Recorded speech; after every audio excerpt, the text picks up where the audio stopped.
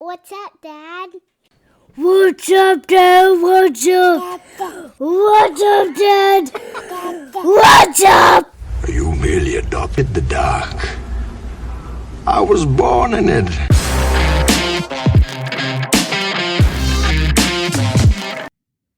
What's going on, everybody? This is What's Up, Dad podcast, episode 11. I got a good old friend here, Nate Hillery, and guys, this is take number 2. I am so sorry. We don't do this. We don't do extra takes, but I tell you what, I got home after a banger of a podcast with Nate, got together with him, and the audio sucked. I don't know how else to say it. So now a couple hours later, he's taken more time out of his day to give me the opportunity to sit down and record with him. If this doesn't work well, if there's a problem with it, you know, it's life. I don't know what else to say. So, that's where we're at. So we're gonna hopefully bring the heat in a different way, and I'm gonna let Nate introduce himself. Go for it. Yeah, so a little bit about myself. I am married to Lauren. We've been married for 9 years. It'll be 10 years next April. I have 2 kiddos. Adeline is my oldest. She will be 6 in June. Rhett is 4. We recently moved to Worthington, Ohio from Hilliard, and I teach in Dublin. And this is year 10, and I have coached a wide variety of sports, and baseball being the primary one. So that's a little bit about me. Yeah, well, thank you. I said the earlier podcast when we recorded it, I said Nate was going to bring the juice. Buddy, you look tired now. You look tired. Are you tired? Oh, yeah. You left my house. I mowed the Oh. grass. I did some work on my master's classes, and then you sent me a text, and I'd literally been done for like 5 minutes. Round 2, baby. Life moves at you fast. So here we go. Hey, man. Well, I'll be honest with you. I appreciate you doing this. I really do. So that is the dad thing. And, you know, it's funny. So we will get right to the juice here. You brought this up earlier about your friend that let me make sure I get this right. He's got the 6 acres, just had a baby, and he's like, how do you do it all? Right? Yeah. This is how you do it all. I don't know what this is, but sometimes you just do it. Right? And that's the dad life that you have to live. Yeah, earlier, we were talking about it, and really, you got 2 choices, right? It's you either got to figure out what you really prioritize and cut some stuff out, or you just got to sleep less. And sometimes neither one of those options are ones you want to pursue, but when it boils down to it, those are kind of the 2 choices you have. So, he'll figure it out. You know, his son's only, like I said, like a month old, but he's a very driven individual that wants to accomplish a lot and do things the right way. And as you know, when you do things the right way, it usually takes a little bit more time. So, you hit the nail on the head. Yeah, ain't that the truth? Ain't that the truth? You know, I always wonder, we didn't talk about this earlier, but I always wonder, I feel like that's the motto for a dad thing. Like you said, you have to get less sleep or make time or reprioritize. I wonder what it looks like. Obviously, we're not women, but what does it look like from a woman's perspective? You know, is it similar? I don't know. Maybe. Is it not? But like, I will tell you this, and I don't know if you work this way. I'm going to fight. I will take less sleep for my wife to get more sleep because I value and know like she needs it, right? Breastfeeding a child, the things that she's doing. I mean, while she is a business partner and helps run our business and does a multitude of things, like if I can give her more sleep, I'm going to get it. And I'm not saying that's coming back the other way around because I've proven that I can go on less sleep, but I don't know. I don't know if they look at it the same way. So it's a question for the ladies that might be listening. So, yeah. No, it's a good question. I know my wife needs more sleep than me, and I don't know if that's a stereotypical difference between a guy and girl, but when Lauren gets stressed or has a lot going on, as she does when photography stuff starts getting crazy, usually that means I end up doing a little more, which again is totally fine, right? And in a marriage, it's one of the best things I ever heard is that a marriage isn't 50-50, it's 100-100. Sure. Because sometimes it's 100% one person, 0% the other. And that's the only way you can make it through. So that was a kind of a shift for me when I heard that, because the first time I heard that, I'd never heard it before. It was always 50-50. It was like, nah, that's wrong, right? Like, we're all going to have peaks and valleys, and when I'm in a valley, my wife picks up the slack, and vice versa. So yeah, you're absolutely right. There's definitely times that I sleep less because my wife needs a little pick me up. Then there's other times where I might be down in the dumps and she's helping out more than Sure, usual. sure. You know, I'm trying to think. Do I continue the path of our podcast from earlier, or do we go off on a tangent into that? Because I love whether it's a quote or a fact or statement that you just made there. It's not a 50-50 relationship in a marriage. It's 100-100, and I feel like today's generation doesn't see it that way. And this might be a dad podcast, but the reality of it is being a dad, you maybe are a husband too, right? I mean, for the most part, most of these guys are husbands as well. And thinking of that aspect is super important, you know, because at the end of the day, the generation's not taught us to be that way. I mean, how many more people do you see are splitting up their money? You know, they don't have shared bank accounts. They hide money. They keep, you know, they separate stuff. They do things completely different than that 100-100. You know, it's a tit for tat style relationship, and I don't believe it's that way. Like, I'm here to, if I got to be 100, I got to be 100, and it is what it is the next day. You know what I mean? I'm back to whatever life's given me at that point in time. I mean, it sounds like that's the same for you, because you know it all equals out. I mean, that's a marriage. That's what it's for. So, yeah, no, yeah, I think I definitely agree. A lot of the, you know, business-minded people, and I was listening to one of your podcasts this morning on the way to work, just trying to prepare for what I might be getting myself into today on this one.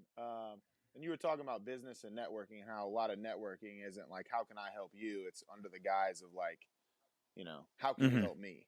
And I think to your point is, I think a lot of relationships, it's kind of what value do you add to my life, right? And again, one of the things that you know, I was told is like, when you marry somebody, you accept them for their flaws, their imperfections, who they are, and it's a commitment for life, right? And like I said, with the 100-0 thing, like it is a two-way street where I have been at 0, my wife's been at 100 before, and that's what makes marriage beautiful, is the fact that you have somebody that's going to be there with you, even if you're not adding value, you're sucking value, right? And I think when you can get to that point where you just fully accept that person and you're fully committed, like it makes life, at least for me, it makes my life way better.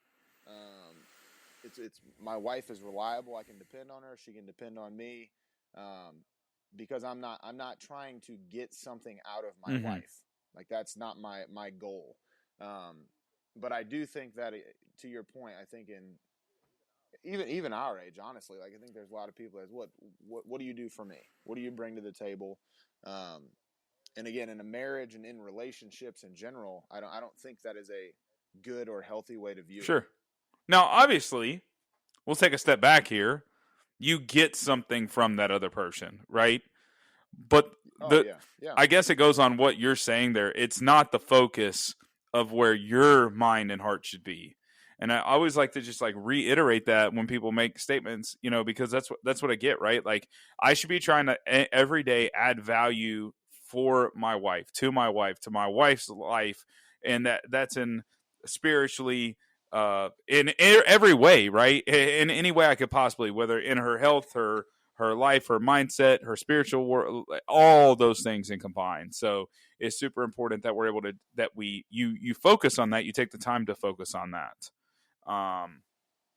Something I pray for, you know what I mean? Every day, you know, trying to help her, because that's the reality. How can I better serve her? So, now there are some things that I thought were really good that I had earlier, so I'm going to bring them up. One of the things you started out today is, well, let me back up. So the question and thought of the day, that I had earlier for the podcast, I thought really segued into some good stuff, is the statistic of 0.00075% of individuals become professional athletes. We talked about that earlier, and obviously we're not going to get in the same depth, or maybe something different now with this one, but that was at the baby dedication, and it was amazing to hear a sermon where he starts off the speaking about that. Yeah. Yeah, what we talked about earlier. Well, first, a little background for the listeners. But Grace and I have known each other for about 10 years.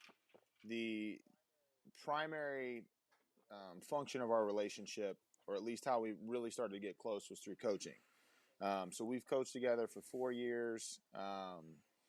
And so sports for both of us is a big part of our life. Even before coaching, we both played college baseball. And one of the things that I said in relation to this stat, for me, is it's like, when you're a competitive individual and you're talented at a sport, like you're in high school and you're like, all right, I'm going to go play in college, and then I'm going to go play professional. And that's kind of how you draw it up. Well, it's only speaking for myself. Sports have become such a idle, unhealthy part of my identity that truthfully I didn't realize. There's two different points in my life where I realized that. One, when my career ended, that was like okay, what am I going to do with all this time now? Because I've invested, 20 hours a week, 30 hours a week, whatever, for forever into sports. So that's a massive, massive time commitment.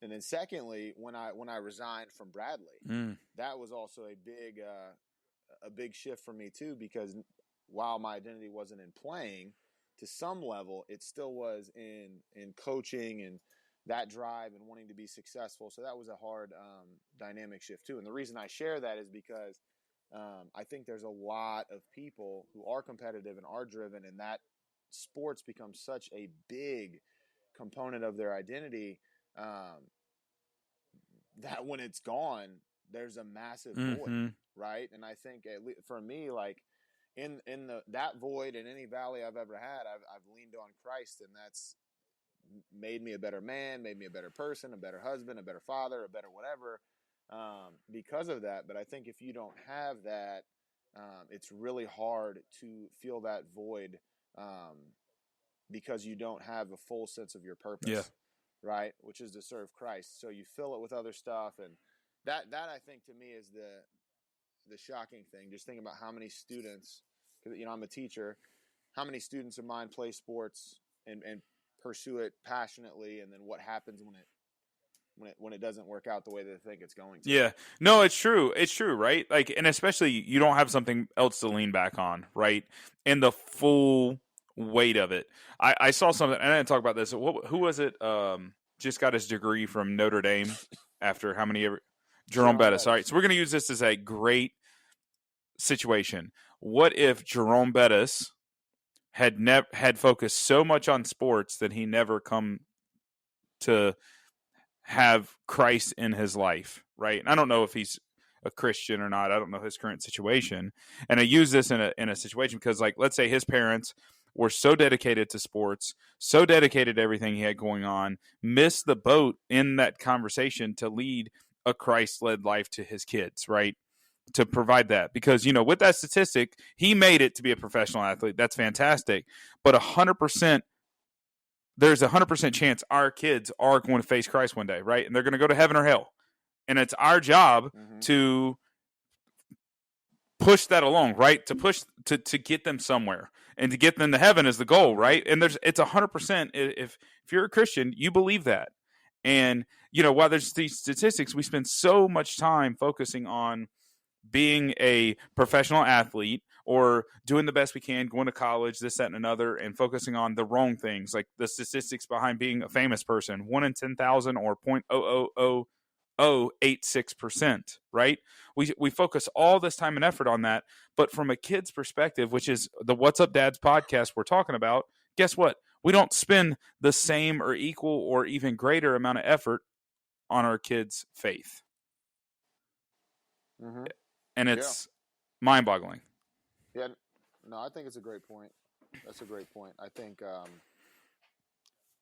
that we also talked about this, but like for my family, like between Lauren and I, we had decided that, like in our house, we're going to prioritize that component with our kids, right? And so we moved recently to Worthington. The reason we moved here is because our kids are going to go to Worthington Christian. So the primary reason they're going there is not education. It's not that this private school is better than the public schools educationally. It's not that the sports are better. It's not that. It's just that for us, like our primary goal for our kids is to know Jesus. So, we thought the best way to do that was to put them in a Christian environment. And not to say that you can't go to a public school and get to know Jesus and have a great relationship with him. I mean, I was an inner city kid. Dublin, where I teach, there's a whole bunch of Christians, and Dublin's not unique. They're all over the place, right? But with that being our primary goal for our children, that's why we decided to move here and why we're deciding to send them to a Christian school. Now, there's going to be other unique, challenges with that. How do we expose our kids to people that don't grow up the way that they grow up, right? Most people that go to private school, they come from some level of affluence, right? And most of them, honestly, are probably going to have a lot more money than we do. I'm a teacher. And so it's, how do we expose our kids to that? How do we expose our kids to different socioeconomics, different diversity, different ethnicities, people that worship other gods and different religions? How do we get our kids to be exposed to that and accustomed to that? Because when they leave that place, that's the real world, right? And so we talked about that earlier, and it's one of those things that as a father, that's on my mind a lot, because I want my kids to go out into the real world and love everybody and be brave, be kind to everybody, but at the same time, know where their value is, right? So I don't have the answers, but it's one of those things that I will be searching for as my kids get older. How do we do these things and expose them to different things in the world that they won't see at Worthington Christian? Sure. And we had talked, and being, I know, guys, we're going to keep saying we talked about it earlier. It's true. We talked about it earlier. We were on a podcast for a long freaking time, and it was great, right? You're probably not going to get the whole piece of it. Maybe one day I'll post like the scraps or whatever of it, just because there'll be a different view. But, I had mentioned the only way I know how for our kids is to lead by example. And one of those main examples that we have to lead with is to serve, right? And serve in a multitude of ways. I always tell this to our small group. It's one thing I'm extremely proud of for my daughters, especially Sydney. You guys, you jokingly don't understand how much of a COVID child she is. Now she's getting out of that shell, but the reality of it is, she, at one point in time, we would go places and she'd be like, "Dad, there's people. I'm ready to leave." She hated people. She would we'd walk into Meijer. "No, Dad, there's people. I got to go." That was the statement.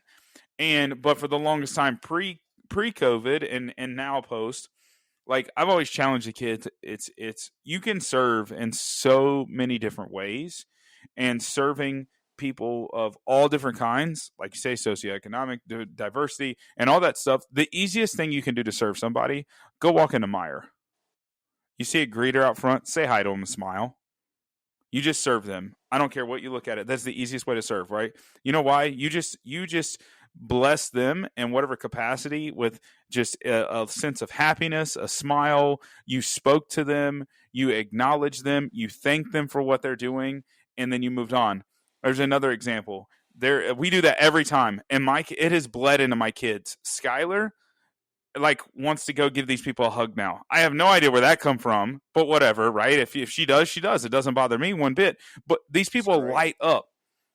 Now, if you guys live in Columbus, there's a gentleman. I think he's had a stroke or something or another. He works at the Home Depot on Cemetery, Mill Run. He works up front.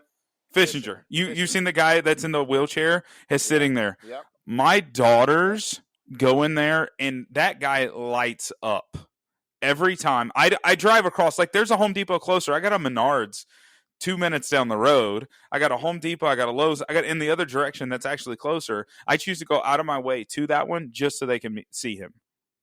And every time they that's awesome. That's a simple way of serving, because honestly, you would be surprised at all the people that turn their nose up to these individuals, when you're walking by and you're acknowledging them and you're serving them and stuff like that, they turn their nose up and they walk around, like physically around. And to me, it's a problem. And that is one way I can impact my kids, to treat people in whatever diverse situation they're in, whatever their given circumstances are, treat people with respect, decency, happiness, love them, love everybody. You know, I just focus on it. I mean, I focus on it, and I am not that person at all. But you better believe I walk through the door and I'm like, "Hey, how's it going?" You know, and it was super awkward at first, but you know what? They expect it now, and I'm okay with it. By myself or indifferent, it doesn't matter. So, but No, yeah, that's great. I think that's a great teaching point. Treat everybody the same. Love everybody. Always be kind. Yeah, it really is. It really is. So, all right, couple things. We always go through the form. We're kind of a back and backwards, up, down, left, right, and stuff like that. You know, couple cool things about Nate and myself. We used to play golf together in a league. We were pretty good at it. He was good. He carried my weight most of the time. But we were pretty decent. We did a pretty good job. And that's how we do have a good connection that way. However, I asked you before, you put your favorite sack as pistachios. I still don't believe that, even though sunflower seeds should be at the top. So, White Claw. But are you drinking a White Claw right now? Let's see what you. No, I'm not, man. We had some old neighbors Uh-oh. over 2 days ago. Sunday night, and he liked what is this? Oh. Dog. So I got a sampler pack. This isn't really like my. It's not light. Cup of tea, if you will. So yeah, I'm having one of those right now. After I just mowed the grass. That's good. Got this work That's done, good. yeah. Well, I'm sipping on some Snap Frost vodka and ginger beer. That's my go-to summer drink right now. There you go. So Snap. Ciroc vodka. You know, gotta go after. It's a very specific one. I did my research. I tried a bunch of vodkas because I wanted a really good Moscow Mule, knowing that. Praise the heavenly Lords. Betches got another. So I don't know if you guys know this. My wife lives in a bubble, and what I mean by that is she's allergic to tree nuts, the water. I mean, no joke. Like, call me crazy. She has an allergic reaction to hot water. She has too much histamine, and it causes her to break out. It's like super weird. We keep her in a bubble at home. She should be called Bubble Girl. She's also allergic to and we're kind of teetering on this citrus, citrus, tree nuts, mustard, and soy. Call me crazy, but give grace and thanks to the Lord above. She had an allergy test this week to get tested again. They only tested orange because they didn't have lemons. But oranges are back on the table potentially, so we are good. Maybe, possibly. Who freaking knows? I don't know. Maybe I'll get orange juice again one day. But maybe I'll be able to put a little squirt of lime juice in here. So, but I had to find this. That's back to my story. I had to find the proper vodka ginger beer combination, so I didn't need lime juice. So that was many researching days and nights. So terrible life. So, all right. Well, moving on. All right, so we got a couple things we had talked about. Being competitive, different things. Earlier we talked about sports in general. Talked about soccer not being a sport. Guys, I'm so sorry, it's not one. Nate and I agree, so that's enough people in the world to agree on that. On it not being one. We won't give you the full spiel as to why. Even my daughters don't think it's a sport, and that's exciting. I don't know how they come up with that. Who freaking knows? Nate is a horse dad. That's exciting. He loves his daughter riding horses. So tell us a little bit about that, because I'd love to know and let the world know how such a competitive, spirited individual is not involved in any sports like that. Yeah. So my daughter. Backstory on how she got into horses, because you're like, how does your 5-year-old daughter get into horses? Well, my daughter was so at 8.5 months old, my daughter was like fully walking. So we thought she was a super athlete. And about, I don't know, maybe a year later or so, we found out that she had like some sensory stuff, in part because she was walking so early. So she didn't crawl long enough. So she was diagnosed with sensory processing disorder, which essentially means like she doesn't understand how her body moves in space and doesn't understand where her body's moving in space. So the equilibrium stuff was off. She needed to crawl longer. So then she started doing occupational therapy. One of the things for occupational therapy that they say is really good for kids with that is riding horses. So we found somebody in Galloway and we started doing it. And my daughter loves animals and she loved horseback riding. And so she did that for a while and then we got her out of it thinking like, okay, this was, just a phase. Well, she asked to do it again. So she's been doing it consistently now for about a year, maybe a year and a half straight now. And she's already jumping stuff, and she loves it, which this is what Grayson's getting at, though. And I'll tell this story again, but I'm terrified of horses because I'm getting on something that big that literally could just throw me off is not something that sounds like a good time. Like, I do not feel at all like I'm in control when I'm on a horse. So we went down on our honeymoon. When Lauren and I first got married, we were in Jamaica, and one of like the excursions was, hey, you can get on a horse and ride it into the ocean, the sunset. Like, oh, this will be romantic. Bareback. And Lauren, bareback. Yeah. By the way, Lauren. By the way, bareback, guys, on your honeymoon, say no. So Lauren was like, oh, this would be great, Nate. Let's do it. And I'm a newlywed, and I told her, I'm like, look, I don't like horses. I don't want to do this, but babe, if this is your cup of tea, like I'll suck it up. So I'm not a huge guy, but I'm slightly above average height. I'm like 6'2", and we go, and I don't remember how many there was, probably like 6 couples or something, 5 couples. Well, I'm the biggest dude there. So what do? They give me the biggest freaking horse, and I'm probably the one person there that doesn't even want to be on the thing. So we get down to the ocean, and then they tie all the horses together, and essentially there's just like a lead horse that's dragging the rest of the horses through. So it was supposed to be this romantic, awesome, horses on the beach. It was none of that. It was none of that at all.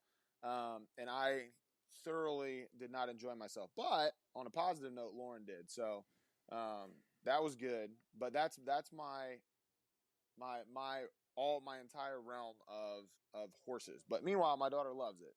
And if she's into horses and that's her cup of tea, as her dad, I'll find a way to get into it.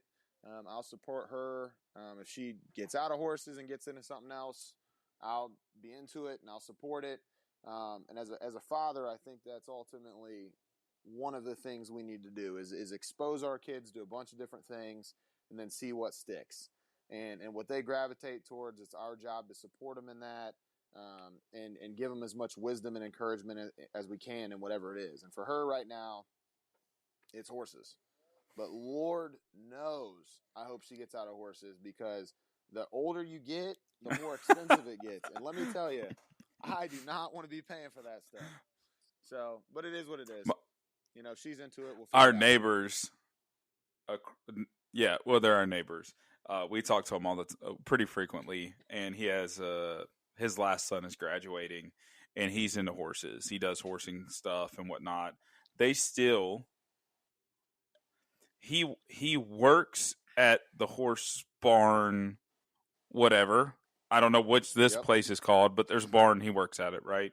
Cleans the stalls out, does that, mucks the stalls, multiple times a week. That's his job. I mean, he spends 4 hours at a time, multiple days a week. They still pay like $200 a month, and he gets no pay for that, right? Like, it's expensive. He ain't lying by saying it's expensive. Yep. So I don't know what kind of bougie money you're going to be running into. Daddy better hit the gold mine. Nope. Daddy's going to have to tell her it's you're only getting lessons. You ain't never getting a horse because those things live to be like 30. Yeah, I know. Or 50. Like, I had no idea. So it's like once you get a horse, you have one for life. So there's a 0% chance we will ever own a horse. There's just no way. Yeah, I just had a customer. I had a customer. He owns like just over 1,000 acres out in Zanesville. He has 5. The small part is they have horses that they breed or whatever, and one of them passed away. It was like 4 years old, and it's like heartbreaking. Heartbreaking. Yeah. Yeah. So like, but you're right. They're literally like humans in a different form. And I couldn't imagine 50 years. That just sounds nutty to No. be that long. No, yeah, thank you. Yeah. So, it's a fun time. It's a fun times talking about it, And so your son, he plays flag football. You're loving that. You said he's got his first positive yardage on the season after how many games? Yeah, man. 3 games. I think we missed one. We were out of town for a wedding, but yeah, it was good. As a competitive person, and this is exactly why I don't coach my son. And my expectations for him are unrealistic. And one of the best things that I heard while I was there was another dad who his son was really, really good. Now his son was older. His son was almost 6. My son just turned 4, and it's a pre-K to kindergarten league. So my son's on the younger side, but it doesn't matter. Like, they all look the same, so you couldn't tell. But the dad said, if your son's 4 and he's running in the right direction, he's doing really good. Which, if that dad wouldn't have told me that, I would have been losing my gourd, because the first week my son got the ball, ran the opposite direction, just turned around. He's like, "Oh, there's nobody over here." Skirt, and just went the opposite direction. Which, I get it. If you don't know what you're doing, that's probably what I would do too. And then the next week, got 1 handoff, ran in the right direction. So it's been actually 4 weeks. Then the next week, 3 of the 4 handoffs were in the right direction. Last week, all the handoffs were in the right direction. He ran one for about 10 yards, which was it was awesome. Like, it was really cool. But even with that, that's why my wife asked me to coach the team, because I've coached a bunch of sports, and I was like, babe, I could coach everybody else's kids and be patient, and this is a me problem that I've got to work on, if I'm going to be honest, is my expectations for my son with sports right now would be higher than they should be. So having patience with him would be really challenging at this point in time. And if he gets older and he wants me to coach him, when he's old enough to understand everything, we'll have a conversation about it, and try to separate okay, I'm coach here and I'm dad here, because if anything's going to deviate from what our ultimate goal is, which is to guide our kids to Christ, and me being hard on my son in sports is going to put a wedge between my son and I'm not going to do it. And that's kind of that would be my struggle, is that balance, because you've seen how I coach, and I'm pretty intense. No, I'm not even close. Yeah. I'm pretty intense, pretty detailed. I have high expectations. I'm a big driver, in the sense of I'm trying to drive people to challenge and push themselves. And it's no different with me as, a husband, or the way that I am with myself, or even my kids now, to some degree. But definitely, with being at a very competitive program at Bradley, it's, I would never want to coach my kid that way without having a conversation and him saying, yeah, that's what I want. I want you to really challenge me and push me that way in sports, which, as we've talked about, sports is not the primary focus in our house. No, and it's it's not for us either. I mean, if it weren't for the girls, or at least Skylar wanting to play softball, I don't think I'd be caught up in coaching it. As I told you before, it wasn't my dream to have an hour and a half, almost 2-hour practice last Friday, followed by a doubleheader from 9 to 2 o'clock on Saturday. However, I loved every bit of it. These are 4 to 6 year olds doing this, guys, and it was 80 some degrees. It was humid outside. It was a brutal day, but I loved every bit of it. And two, we talked about that. You gotta have a level of grace, right? And it's such a difficult thing when it comes to being a parent and being a coach. I think we have to give grace to ourselves for coaching other kids as well too. I mean, I told you I took the time. So we were an hour and 30 minutes into practice. I had no idea what time. I didn't even care. Best sitting with the other parents. She's yelling at me. She's like, "Hey, these kids got to have dinner." I'm like, "We still haven't learned everything. Not a chance. We're going to look terrible tomorrow." And, I'm up there having a conversation with this little girl named Maggie about her life while she's hitting. And all the parents are looking at me like I'm crazy. And the reality of it is I just had a good time with it. And I tried to take a step back because I'm not as stern. I'm not as driven and as I don't do what Nate does, because I've never had quite your position, right? Like I had a head coach of a Yeah. JV team, but that's not the same, right? That's not the same as Mhm. leading a program. And I've always understood you had to have that. And I think that's what separated our program from the others, no matter the talent pool of kids that we had. I will tell you that I Mhm. would have taken, if we would have had a better talent pool, I mean, we would have wiped the floor, but I would have not taken that. It didn't matter. The effort our kids gave was 100% at all times. And that's what Mhm. truly mattered because they bought into the process, they bought into the program, they bought into everything. And when I tell you that the first thing I said to the girls on Friday was don't play in the dirt, they didn't play in the dirt. They bought into the program. And I'm okay with that. It was a win. It was a win. Yeah. Saturday, it was a win. No dirt playing on my squad, and a coach even said if we were keeping score, or the parent did, if we were keeping score, we'd have won by 5. So I will take that as a W in my book. But it's tough, man. Being a parent, being a coach, being a father, and everything in general is just not an easy task to do. But what I do know is that it is our responsibility to lead our kids to Christ, and that should be our soul. Other than having our faith, our relationship with Christ, having our relationship with our wives or husbands, depending on if you're a woman and watching this or listening to this, our kids are our next main focus. Business, all work, everything else falls just to the feet of that. And if we do what we're supposed to do, it's only going to help us. I'm not going to ruin this story because I think this is super important. You said how many times you get to see your parents, Oh and yeah. we'll end on this one because you look tired. I'm tired. So we'll end on a banger. And I think this is super important, guys. So if you haven't listened to anything else all night long, give this a listen. No, I don't remember how we got into this, but one of this was for me because I'm a task driven guy, and check something off, move on to the next thing, keep going, keep it moving, accomplish stuff.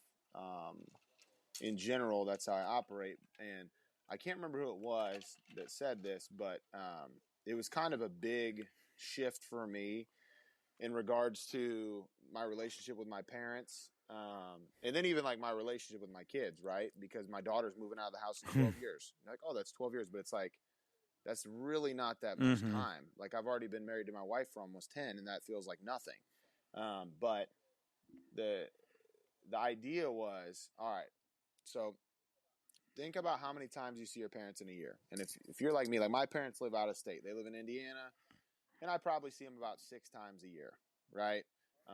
Of those 6 times, 3 of them were actually able to like sit down, have really deep, meaningful conversation where there's really not a lot of distraction, right? And when I say that, it's like I have 2 kids. My sister has 4. I have 3 other brothers and sisters. We all have dogs. It gets chaotic. It's a lot of people, in not a very big house, and I love it. But it's how often do you get to sit there and have these deep, meaningful conversations with them? But let's just go with 6, right? My parents are 66.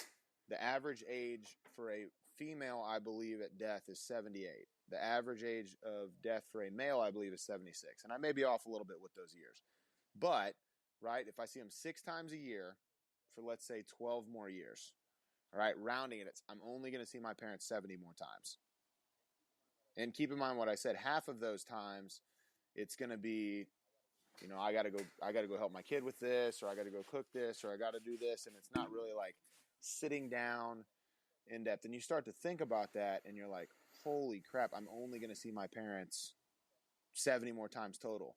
Like that's crazy to think about, because you've had them your whole Mm-hmm. life, right? And so it's very impactful, and it has really changed, I think, how I view my time with them, and when I'm there, or when I'm with my kids and I start thinking about doing other stuff, trying to flip that switch to like put everything else on the back burner. I've tried to do a better job of kind of setting boundaries. There's a book I read, I don't know, maybe I think it was last year, the beginning of last year, so the beginning of 2021, called The Common Rule, which talks about setting all these boundaries so you can be more present. And that was super impactful. But that's the whole concept, is like being present where you're at, not worrying about not like what's not in front Mm-hmm. of you. Because oftentimes it's like we get an email. Okay, I'm doing this. Hey, I got to answer this email. It's for work. Or it's, hey, I got a text message from Billy. I need to give him an answer. Or I got a phone call from Bobby or whatever. And it's like, no, man, like that stuff can wait. It can wait 30 minutes. It can wait an hour. It can wait 24 hours. Most stuff's not as pressing as we make it to be. And for me, I was like, what am I doing?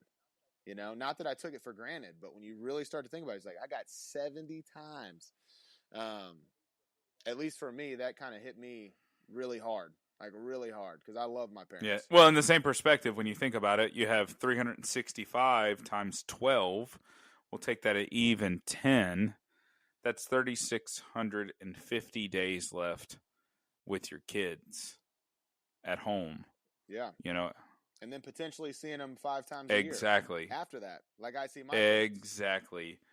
So you got a short window to make a huge impact on your kids. Exactly. And it's not, and this window is mostly spent now. I mean, now they're in the stage, right, of they're spending more time with other people, other outside influences, than they're actually spending with you too. I mean, you think they sleep 8 hours a day, they go to school for 8 hours a day, and they're only home with you for 4 or 5, morning, Yep. night. You know what I mean? And I think you had asked earlier, like, what are things that I do from a parent perspective that I feel like have made a conscious thing. Like I take, it's a blessing and a curse to send your kid to private school. They're going to get looked at differently, various ways, and we won't get into too much of that. But one of the blessings that I've had is being able to take my daughter to school every day and pick her up. I really, really utilize that 25-minute drive there, 25-minute drive back on a daily basis to spend that extra dedicated time with her. And Beth does it when she takes her. Not as many times. She has other times that, she feeds into, but we can't take for granted the little bit of time that we have with them to make the impact. I think in the sermon that we listened to last Sunday that the preacher had, he goes, it is our responsibility to give our kids Christ. You know what I mean? To bring them to Christ. It's our responsibility.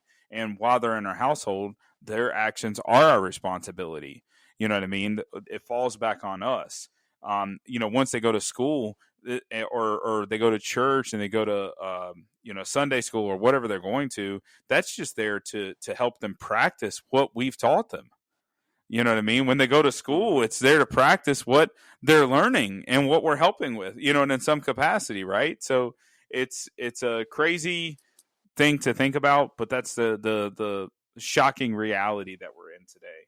So, but I'm not going to keep you too terribly much longer. You got anything else you want to talk about tonight? If not, we're going to hop into the ending of this bad boy. So, No, man, I don't have anything else. It's been a fun 2 hours. Yeah, 2 hours. You guys are only getting 43 minutes. So we've hashed out all this stuff. I promise you, don't do this normally, but I really appreciate you guys, listening. I'm gonna ask Nate one last thing. Is there any piece of advice or favorite motto, statement, or anything that you go by that you want to share to the audience?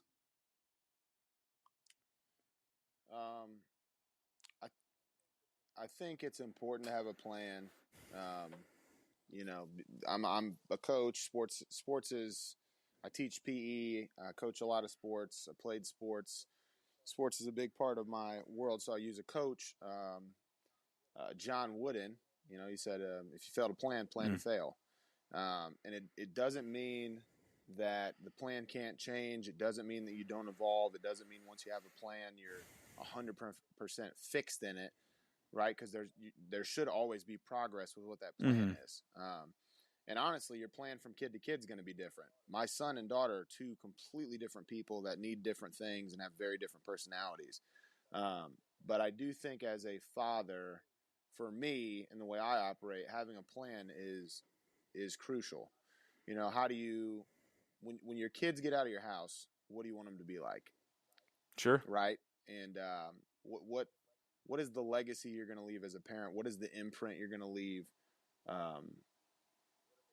What are they going to get from you? And so I referenced this earlier, and I'll reference it now, but there's a podcast called Tired Dad, and the author of the book Intentional Father was on there. And it was really impactful to hear what he said and what he did for his kid.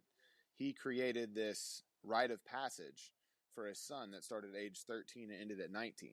And I will 100% do something like this for my son, probably not to the level that this guy does, but he had daily, monthly, and yearly things where he was challenging his son, giving him tasks of things to do that might make him uncomfortable or push him.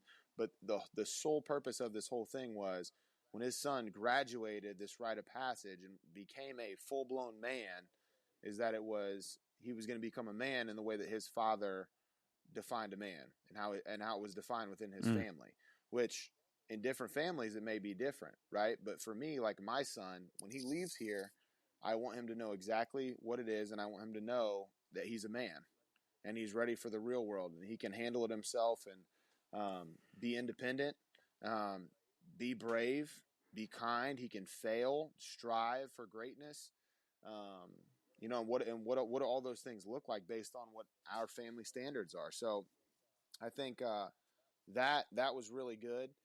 So again, that is a plan that I'm going to work on having for my son as he gets older. And again, we'll probably do the same thing with my daughter, with my wife. That's something we've been talking about. What would that look like for her? Because you know, I don't know what it's like to be a woman. My wife does. So she's got to be the one that's going to push those buttons a little bit in that way. So have a plan, but be flexible. Have grace for yourself when it fails, and it will fail.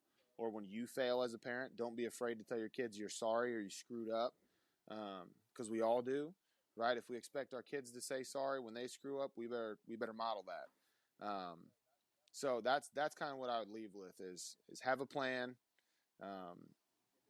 Pivot when needed, learn from it, grow, develop, have grace for yourself, and then figure out what you want your kids to have when they leave your house and try to instill those values in them. Most definitely. I love it. And I love hearing similar things. I've preached this before. You can tell somebody is real by what they've stated on their form and what they're stating here in the conversation. It's true. And I'm going to give a double whammy for Nate, as he's already said this once tonight. Now, that was 3 or 4 hours ago, but it's darn near identical. So the fact that he did, I really appreciate it. It just means that you know, that's where his heart's at. And he's right. You know, having a plan is super important. Understanding you might fail is super important. That's what it is. You know, because the reality of it is, guess what, guys? At the end of the day, in order to instill things for you today, it takes 21 days, 31 days, 41 days to instill repetitions and things that you have going on. It takes 10,000 hours to craft something. Well, Nate, you got 10,000 hours. You got 10,000 hours to craft your son into whatever man you want him to be, or whatever man he wants to be, right? So take those 10,000 hours and divvy up whatever you want, you know, and figure it out, you know. And my advice for the night is, guys, in order to give grace, you got to be able to receive it. He said it. He hit the nail on the head. That's receiving it from your kids when they're giving it to you. That's giving it to yourself, because you can't give it out to other people if you don't know how to take it yourself. If you don't know how to give yourself grace or take it from when your kids or anybody else are. Because if you can't show that, how are they going to learn from it? How are they going to learn from it? So that's what it's about. That's what it's important. Why it's important.